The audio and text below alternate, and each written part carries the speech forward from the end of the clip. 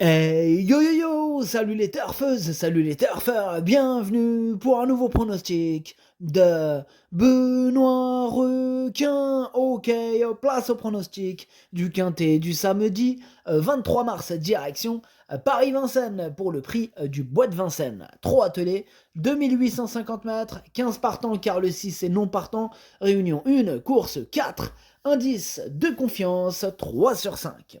Alors cette vidéo, je la tourne avant l'arrivée du quintet de ce vendredi et je reviendrai dessus demain. Ok, c'est parti, on commence le pronostic et on commence avec le numéro 1, Giosco de Fitz, et on écoute l'entraîneur Jean-Michel Baudouin. Giosco de Fitz, il a bien travaillé cet hiver en remportant 2 courses. Bon, ici, il affronte une opposition relevée, hein. Bon, il va rester ferré. Cette sortie, elle lui sera profitable, hein, pour un groupe 2, mi-avril. Là, ses chances sont très limitées ici, hein. Bon, vous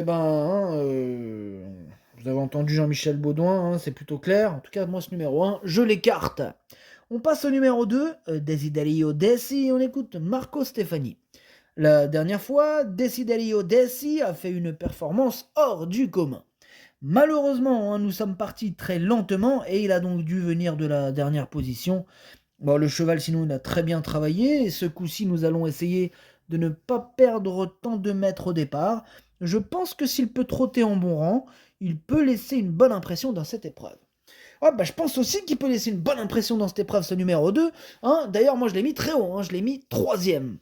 On enchaîne avec le numéro 3, Fougue du Dollar, et on écoute Sylvain Roger. Fougue du Dollar, il en manquait beaucoup, hein, lors de sa rentrée à Laval. Bon, dans cette catégorie, à l'attelé ferré, vous pouvez faire l'impasse, hein. Elle a encore besoin de monter en condition en vue d'une course aux montées le 6 avril. Bon, eh bien, ce numéro 3, je ne vous cache pas que je l'ai carrément rayé.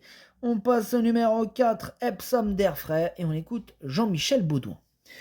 Epsom d'Airfray est peut-être un peu moins tranchant sur la grande piste à Vincennes. Bon, pour autant, lors de sa dernière tentative à l'attelage en décembre, il avait lutté avec FaceTime, hein. Depuis, il a gagné à 2 reprises à Cagnes avec la manière. Il est très bien au travail. Orsi Dream, Émeraude de Bay et Gaspard d'Angy, mon autre élève, seront durs à battre, hein, mais il a sa place dans le quintet. Ouais, il a sa place dans le quintet, moi je suis d'accord. Je l'ai gardé, mais en toute fin de combinaison, hein. On passe au numéro 5, Gamet de Liton, et on écoute Hugues Lévesque.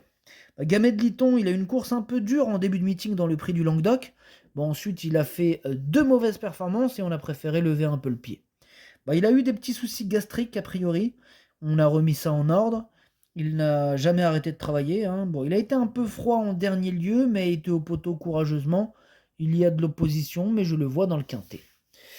Ah là là là là, ce numéro 5, hein, c'est lui qui me pose le plus de problèmes, hein. Je vous cache pas que l'indice de confiance, il plafonne à 3 sur 5 à cause de lui, hein. À cause de ce numéro 5. Franchement, sans lui, je vous aurais mis peut-être un 4, voire peut-être même, pourquoi pas, un 5, hein. Mais voilà, il y a ce numéro 5 qui pose problème. C'est lui mon gros regret. C'est lui mon cheval de complément en cas de non partant. Attention, réel possible cassage en vue. On enchaîne avec le numéro 6, hein, qui est non partant. Donc on passe direct au numéro 7, Figaro de l'Arrêt, et on écoute Sylvain Roger. Figaro de l'Arrêt, il a eu des problèmes à un pied en fin d'hiver, puis il a été arrêté. Il avait vraiment besoin de se remettre dans le bain lors de sa rentrée à Caen. Là, il est encore à court de conditions. Il est présent dans cette épreuve pour préparer une course sous la selle le 6 avril. Dans un tel lot et de telles conditions, vous pouvez l'écarter. Ouais, c'est ce que j'ai fait. Je l'ai écarté, ce numéro 7, hein. Énorme non pour Figaro de l'Arrêt.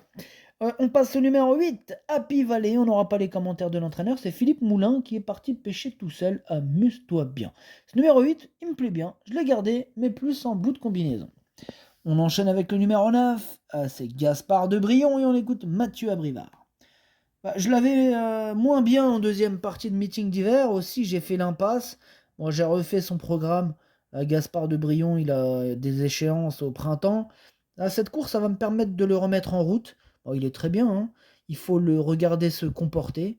Ensuite, il ira soit à Angers, soit sur le Kerjak.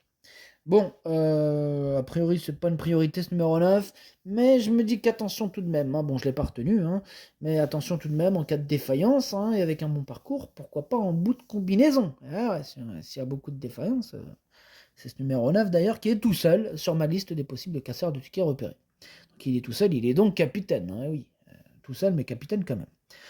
On enchaîne avec le numéro 10, Usain Toll, et on écoute Gennaro Casillo. Dernièrement, Usain Toll, il a très bien couru dans le prix du plateau de Gravel, remporté par FaceTime, hein. Bon, sur le plan physique, il est sur la montante, il a très bien travaillé à la maison, il me plaît beaucoup. Il me plaît beaucoup, dit Gennaro Occasion. Moi aussi, il me plaît beaucoup ce numéro 10. Mais comme il y a de la concurrence devant, hein, j'ai pu le mettre que 6ème, mais franchement, il me plaît beaucoup ce numéro 10. Et, pour moi, il a largement sa place dans le quintet, hein. Je le lâche pas celui-là. On passe au numéro 11, Gaspard d'Angy. On écoute Jean-Michel Baudouin.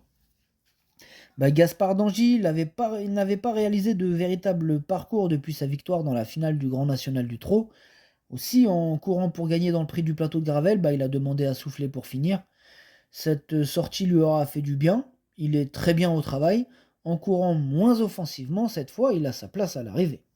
Eh bien, ce numéro 11 fait partie de mes préférés et je l'ai mis 4ème. On passe au numéro 12, Eric The Hill, et on écoute Thomas Malgvist. Eric The Hill a réalisé une excellente valeur, hein, dans le grand critérium de vitesse à Cagnes, sans avoir toutes ses aises, hein. Ah oui. Bah là, il réalise toujours de bonnes valeurs. À Vincennes, bah, il est à son affaire. Là, il a fait de l'entretien depuis Cagnes et il me paraît toujours aussi bien. Bon, l'opposition est de taille avec Emeraude Debay, Orsi Dream, mais il est capable de terminer sur le podium, hein. Sur le podium carrément, nous dit Thomas Malgvis, donc il est vraiment confiant. Bon, ce numéro 12, il me plaît bien et je l'ai mis 5ème. On enchaîne avec le numéro 13. Il s'appelle comment déjà le numéro 13? C'est une bonne question. Enfin bref, on écoute Eric Gilblot. La dernière fois, c'était une semi-rentrée, car il avait été un peu arrêté après son voyage à Cannes-sur-Mer, mais il était prêt. Il a bien couru, tout en n'étant pas très heureux à 100 mètres du but. Il aurait pu finir 4ème. On va faire le parcours le long du rail, hein, essayer de prendre la meilleure place possible, mais je pense que sa tâche va être compliquée, vu la concurrence. Eh bien moi ce numéro 13 je ne l'ai pas retenu, par contre je ne l'ai pas non plus rayé, hein, c'est quand même un regret, c'est lui mon deuxième cheval de complément en cas de non partant, attention. On passe au numéro 14, Orsi Dream, et on écoute Pierre Belloche. Orsi Dream, il a très bien tenu sa partie en fin de meeting dans le prix du plateau de Gravel. L'opposition est un peu plus, est à peu près similaire. Il devrait confirmer. La saison de monte se passe bien, il est resplendissant. Je le trouve sur la montante aussi, il doit lutter pour les premières places. Ah bah, je suis tout à fait d'accord avec Pierre Bellache, hein. Ce numéro 14 fait partie de mes préférés, je l'ai mis très haut, je l'ai mis 2ème. On passe au numéro 15, Fakir du Loro, et on écoute Michael Charuel. Bah, la dernière fois, Fakir du Loro, il a couru en progrès. Bah, avec son numéro 8, cela n'était pas évident, mais il a bien couru. Il n'est pas à 100%, mais il est de mieux en mieux. Il est un peu moins bien corde à gauche. S'il terminait 5ème, 6ème, cela serait déjà bien. Ouais, bah, ce numéro 15, moi pour ma part, je l'ai pas retenu. Bon, après, question de feeling, affaire d'impression, hein. Voilà. Pour les amateurs de champ réduit, les amateurs de cote, mais vraiment question de feeling avec ce numéro 15, hein. Et on termine avec le numéro 16, Émeraude de Baie, et on écoute Benjamin Gautz. Bah, en dernier lieu, Émeraude de Baie a fait une super course. Elle était un peu loin et elle a pris une très bonne deuxième place en battant le record des trotteurs français, hein, tout de même. Bon, elle n'a pas forcément pris dur et n'a pas usé trop de pieds. Elle est vraiment bien pour cet engagement plus facile que ces derniers temps. Il y a un peu de concurrence, mais normalement, elle devrait lutter pour la victoire. Ouais, bah c'est d'ailleurs mon préféré, ce numéro 16, hein. Il a largement les moyens de tous les battre, hein, et je l'ai mis en tête. Le pronostic, ça donne 16, 14, 2, 11, 12, 10, 8 et 4. Merci d'avoir suivi cette vidéo. N'hésitez pas à mettre un pouce bleu si la vidéo vous a plu. Pour accéder à tous mes tickets pour la course du Quintet, rendez-vous directement en description de la vidéo. À jouer avec modération. Bonne chance. Chopez-le moi. Ciao.